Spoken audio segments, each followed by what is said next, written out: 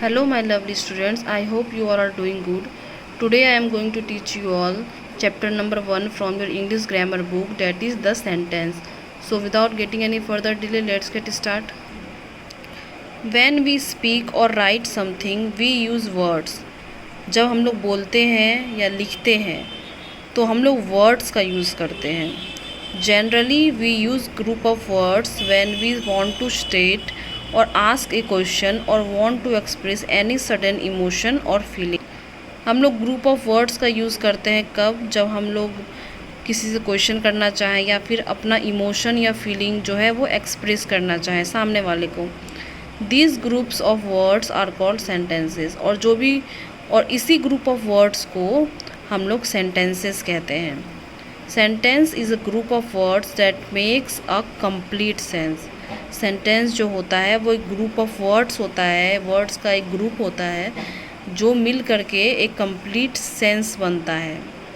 For example, I went to Kanpur to meet my friend. मैं कानपुर गया था अपने दोस्त से मिलने के लिए. ये जो ग्रुप काफ़ी सारे वर्ड्स हैं एक दूसरे से मिले और ये सब मिल करके एक मीनिंगफुल सेंटेंस बनाए. तो ये एग्ज़ाम्पल हुआ. Second example, what is your name, तुम्हारा नाम क्या है. ये सब भी वर्ड्स मिल करके सेंटेंस बनाए. I have already uploaded a video on the sentence. Please go and check it out on my YouTube channel, that is OEC_नेहा Bharti. Phrase. Phrase is a group of words that make some sense but not complete sense. Now what is phrase? तो phrase जो होता है वो भी same वही होता है, ग्रुप ऑफ वर्ड्स ही होता है. पर एक इसमें डिफरेंस ये है सेंटेंस से कि ये ग्रुप ऑफ वर्ड्स तो होता है पर ये कंप्लीट सेंस नहीं बनता है. For example, meet my friend, मेरे फ्रेंड से मिलो, ये ग्रुप ऑफ वर्ड्स है पर ये कंप्लीट सेंस मतलब एक मीनिंगफुल सेंटेंस नहीं बन पा रहा है ये. सेकेंड है इसमें ऑन द ब्रिज, ब्रिज पर, पूरा सेंटेंस तो नहीं है ये, तो ये फ्रेज हुआ. Assert kinds of sentences. Now first is assertive और डिक्लेरेटिव सेंटेंस. सेंटेंस का जो काइंड होता है उसमें फर्स्ट है एजर्टिव, जिसको हम लोग डिक्लेरेटिव सेंटेंस भी कहते हैं. Now what is declarative sentence? A sentence that makes a statement or assertion is called a declarative or assertive sentence. एक सेंटेंस जो कि एक स्टेटमेंट, सिंपल स्टेटमेंट की तरह होता है उसको डिक्लेरेटिव सेंटेंस कहते हैं. For example, I have a great respect for medical as profession. ये एक सिंपल सेंटेंस है, ये एक स्टेटमेंट है कि मेरा ये व्यू है, तो ये डिक्लेरेटिव सेंटेंस हुआ. ये there are many examples. It is not easy to complete the task in the given time. ये भी अपना एक व्यू है इसलिए ये डिक्लेरेटिव में आ गया. The bag contains cloth, simple sentence है, डिक्लेरेटिव में आ गया. डिक्लेरेटिव सेंटेंस को पहचानने में दिक्कत नहीं होनी चाहिए. Now second is interrogative sentence.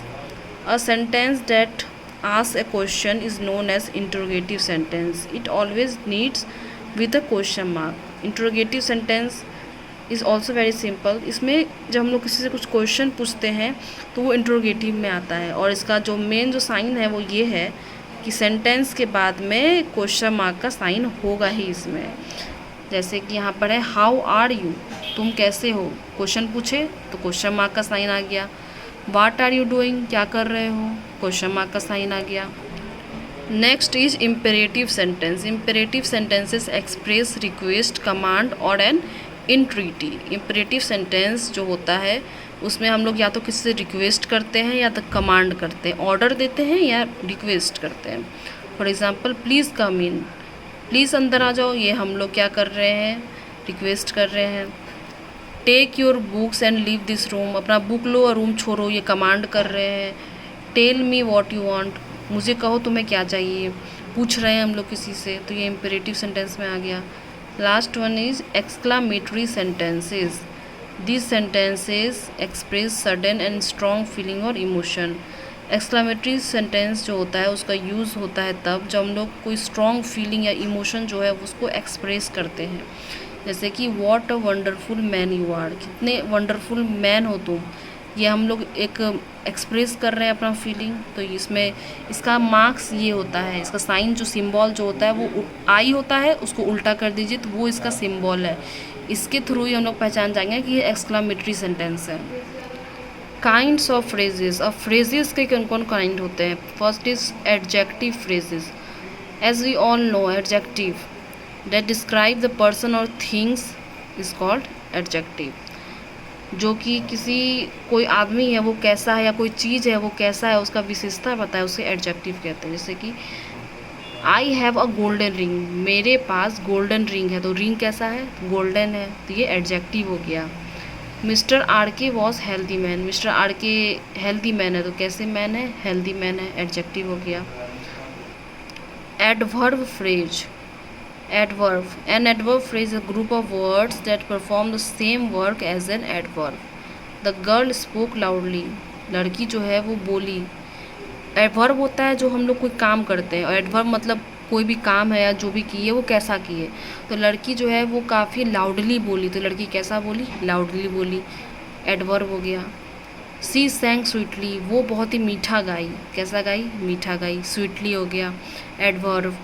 यहाँ पे दिया हुआ है polite, adverb phrase in a polite manner, here, on this spot, now, at this very moment. Noun phrases, सबको पता है नाउन संज्ञा। The boy wanted something, in the above sentences the word something is a noun. यहाँ पे तो उस the boy, उस लड़के को कुछ चाहिए था, चाहिए था, समथिंग इन नाउन हो गया इस सेंटेंस में। And it is the object of the verb wanted. Sentence to eat ice cream is the object, और सेकेंड जो है the boy wanted to eat ice cream, उस बॉय को आइसक्रीम चाहिए था खाने को। The object of the verb wanted, therefore this group of words performs the work of a noun. This group of words to eat ice cream is a noun phrase. So that's all for today. I hope this video will be helpful for you. In my next video I will solve the question and answer of exercise 1. Till then, stay home, stay safe, good luck.